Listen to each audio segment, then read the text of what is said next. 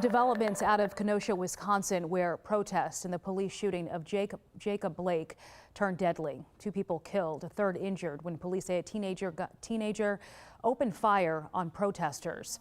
This was our breaking news on Morning Rush yesterday morning.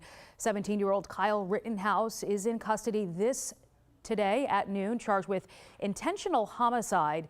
The Illinois native is expected to appear at an extradition hearing tomorrow. He could be tried as an adult. According to videos posted on social media, Rittenhouse is a member of the Blue Lives Matter movement, described himself as a militia member who is protecting life and property. Cell phone video shows the teen heavily armed and walking through the streets Tuesday night before the deadly shooting. Police have not released the victims' names, but say they were both men, ages 26 and 36, and both lived in Kenosha. And we're learning new details about the officer who shot Blake 7 times in the back. He's been identified as Officer Rustin Shesky. The Wisconsin Attorney General says there's no body cam video as the department does not have them.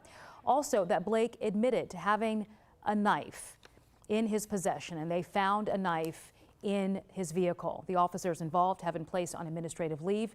The U.S. Justice Department announcing a civil rights investigation into the police shooting.